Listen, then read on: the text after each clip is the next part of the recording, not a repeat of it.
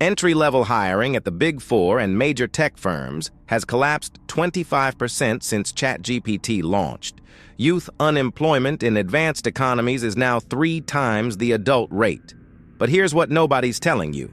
AI didn't break the career ladder for young people. The ladder's bottom rungs were sawed off 2 decades ago. AI just lit the match. Look at youth unemployment across the rich world. In 2023, Italy sat at 22%, France 17%. Spain tier numbers in countries that are supposed to be functioning economies. Even Germany, the manufacturing powerhouse, is creeping up. The US looks better at around 8%. But that's because America hides its jobless youth in unpaid internships and gig work. The pattern is brutal and consistent. Every advanced economy has spent 23 years failing its young workers. This isn't a ChatGPT problem. The 2008 crash never ended for people under 25. The 2020 pandemic made it worse. AI is finishing the job. When you hear executives say we're using AI to streamline entry-level work, translate that. They mean we stopped hiring 22-year-olds, and now we have an excuse. But now the obvious pushback. Unemployment is high for everyone. This is just a bad economy. Wrong. Look at this. Total unemployment in these countries is averaging 3 to 6%. Youth unemployment?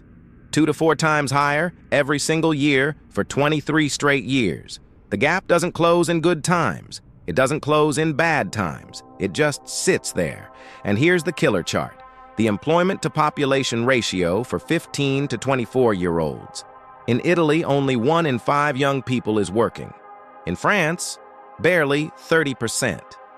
Even in Germany and the US, the ratio has been drifting down for 2 decades. This isn't kids these days choosing not to work. This is an economy that structurally has no slot for them. The bottom rung of the ladder isn't broken. It was removed. Here's where it gets dark. Gen Z is the most educated generation in human history. Tertiary enrollment in South Korea hit 98%. The US, the UK, France, all north of 65%. In 2000, half these countries were under 50%. We told an entire generation, get the degree, get the job. They got the degree. The debt came with it. The job didn't.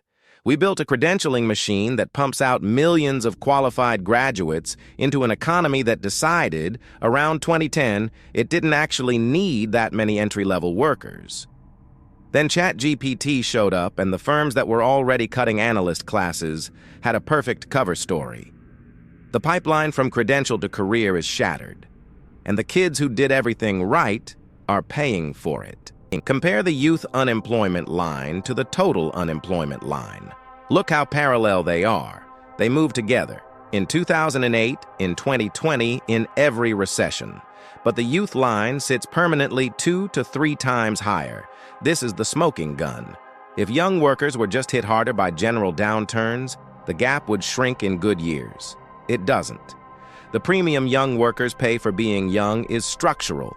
Hiring freezes hit them first. Layoffs hit them first. And now AI-driven automation is hitting them first. Because entry-level white-collar work, the spreadsheet, the deck, the first draft memo, is exactly what large language models do well. The data has been screaming this since 2010. We just weren't listening. Here's what locking out a generation actually does to an economy. Household consumption per capita growth has been collapsing across the developed world. Japan has spent 20 years near zero. Italy is negative more years than positive. Even the US, the consumption king, has weaker per capita growth than any prior generation experienced. Why? Because young people drive consumption. They form households. They buy first cars, first homes, first appliances. When you lock them out of stable work, they delay everything. Marriage, kids, mortgages, cars. The economic damage isn't just to them.